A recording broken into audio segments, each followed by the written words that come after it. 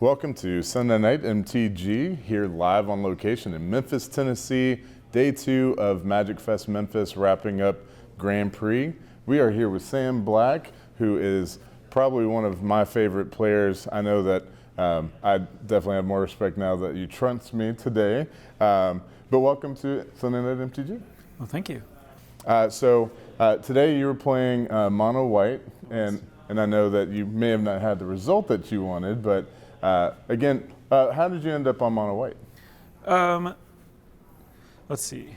I tried a bunch of stuff this previous week. I managed a really solid 50-50 over a pretty large sample size on Arena, just with everything. So at the last minute, I really like Jody Keith, the Rakdos deck that Jody Keith is playing in the top 8 of this event. I kind of got scared off of it because it's really bad against Nexus. So Friday, I was thinking that I might want to try it with a little bit of a different sideboard to help out the Nexus matchup, playing Lightning Mare, which is good against both mono blue and lets you get more aggressive, which is what you need against Nexus, because you can't stop them from doing their thing eventually, so you just need to kill them. So I was going to just board in a lot of Lightning Mares and Legion War bosses. And I figured I'd just play that deck Sunday night on Arena. If I liked it, I'd play it. If I didn't like it, I would play white aggro of some sort, because that's what I had the most success with. I hit Mythic on Arena 2 days earlier, or one or 2 days earlier, with the last 7-win run or something coming from that. And I had tuned the Rakdos deck to the point where I was now losing to white aggro, which is supposed to be one of your best matchups, but I just cut everything that was good against them for stuff against control and everything. I got rid of Siege Gangs for Eldritch Reborn and Angrath, and I got rid of all of my Fiery Cannonades and Shivan Fires in the sideboard for Lightning Mares and stuff, and then it was just oh, these cards, they make their guys really big. One chain where I was just not getting it done. So I felt like I needed more time to get the balance right, where I'd gone too far in one direction and I needed to correct, and I wasn't sure about the exact right way to do it. So I decided that I was going to play white. I'd been playing Azorius, a normal white splash blue with the cards one usually plays in that kind of deck. And then at 3 a.m. I saw a tweet by VTCLA that the white deck that he would recommend was mono white with 24 1-drops for Conclave Tribunals, 12 pump spells, and 20 planes. And I was like, yeah, I like having a lot of 1-drops, and I like Unbreakable Formation. This looks reasonable, I'll try it.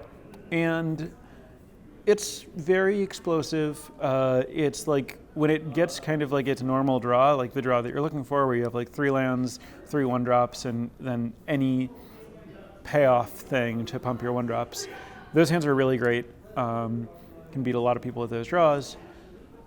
The problem is, even when you get your great draws, your bad matchups are still bad. If you do that and they Kaya's Wrath, you're okay, well, I got in some damage, I guess. But that was me. And then your good matchups, you sometimes just draw all pump, if sometimes you just draw a Loxodon and 2 Unbreakable Formations and a 1-drop and some lands, and you're well, this just doesn't do anything. And sometimes you have a 1-lander, sometimes you have a 4-lander. So there are just a lot of ways the deck can fail. So your good matchups are kind of good, and your bad matchups are really bad. And so that's just a tough spot to be in. Even if it looks like your deck is well positioned against the metagame, the percentages just aren't right to get there. So moving forward, I'm hoping to find something that isn't white aggro at all, and if I end up continuing to be on white aggro, I think I would go for a more normal, more powerful cards kind of build. So I know a lot of people have toyed with the Azorius build with deputies and negates.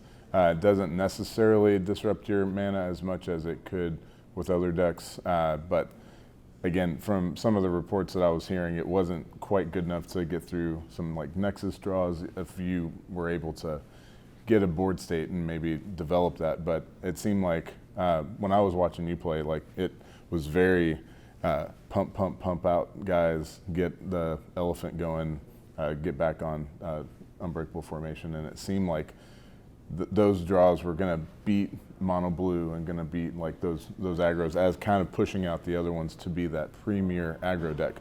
And you said you do a lot of testing on Arena. This is going to be, we're leading into a pro tour next week with Cleveland, and it seems like Arena has really changed the game on just volume of testing and making these minor changes, like you said, all the way up until 3 a.m. short of deck, submission.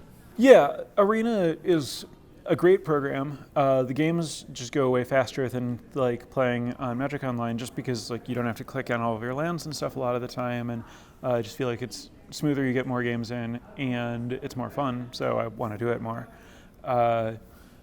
But also, I really like that the most like everyone who's playing competitively, at least this month, is playing just in ranked games where you're just playing one game at a time, which means that you can just change, you can tune your deck between every match, you can switch decks whenever you want. Whereas if, for those of us who are used to testing on Magic Online, if you wanted reasonable competition, you had to enter a league where you're playing 5 matches. And, if 1 or 2 matches in, you realize that you hate a card, like, well, I guess I just have to tough it out. And that makes it just like much slower to like adapt your deck. And I've definitely taken a lot of advantage of the ability to just like hop back and forth between decks on Arena, where like, okay, if I just like have a bad matchup or a bad draw with a deck and get frustrated with it, it's just like, okay, well, I don't want to play another deck with this right now. Rather than just like taking a break, I'll just play a different deck. And I've really liked using like a third-party tracker app to track all my results so that I don't need to think about what's happening, just like choose whatever deck I want, play it, a result gets logged somewhere else, grab whatever deck I want, play it, repeat, and then the data all exists somewhere in my computer and I can go look and see how I've done with different decks throughout the week. Is that an external app or is that something built? Yeah, it's like, there are a couple of them. I've tried both like MTGA Pro Tracker and like a MTG Arena Tracker or something. They're like, I don't know, you can Google them, download, and you just like launch the program and it sees what's going on in Arena and tracks stuff. I don't really know anything about programming or anything, but it does the job I'm looking to do. A lot of it is scientific, even down to mana bases and just the CMC cost and how much blue or white or splashes, and trying to make sure, and then of course the actual results of match wins, losses, what you may have gone up against, to make really informed decisions, especially on your level when you're about to go into one of the highest levels there is, which Pro Tour, Mythic Championship. Going into this weekend with what you've had this week, what do you think will be the thing that you move forward with, or are you going to go back into the testing realm? Well, I'm definitely just going to be testing a lot. I certainly don't know where I'm going to end up. I can say that where I'm going to start from here is I'm really interested in Rakdos, and I'm very interested in like blue-black or Esper decks that contain both creatures and spells. So like not as many creatures as like the Esper mid-range decks with Hero, and not as many spells as like the 4 Kaya's Wrath Esper control decks, but I'm interested in both like a lot of cantrips and surveil, and then like Terramanders and Thief of Sanities and discard spells. And then I'm also interested in Esper with maybe a few more creatures. Like I'm kind of interested in the idea of like Tithe Taker and Thief of Sanity and Seraph. And I kind of like the idea of Tithe Taker to disrupt my opponent's counter spells and countermeasures to things like Thief and Hostage Taker, and kind of pairing that with discard to just like stick some of those really good blue-black threats. Yeah, Tide Taker has been really, and also Thief of Sanity has just been insane this weekend. I've seen all over the tables. We've got finals going on in the other room right now. It's Jody Keith versus Cody Burkhart. Cody Burkhart is on Sultai, and Jody is on Rakdos. Where do you think that's going to end up? I honestly don't know. They're both really good players who know their decks really well, and both decks can kind of grind forever. So it's a sweet match that I'm excited to get back to watching, honestly. Yeah. Well, we are going to get back to watching it. And hopefully we'll have Jody Keith after the match, win or lose, be able to talk about his run to the finals. We hope to run into you again. We won't be in Cleveland, but we look forward to, we're in Lexington, so anywhere around, Indianapolis, Columbus, hopefully we'll run into you again. Sure. Nice of you not to try to ambush Corey, who has to catch a flight. Well, thanks for being on with us. This is Sam Black here on Sunday Night MCG in Memphis, Tennessee, wrapping up day 2 of MagicFest Memphis. Thanks for watching. Yeah, thanks for having me. Thank you.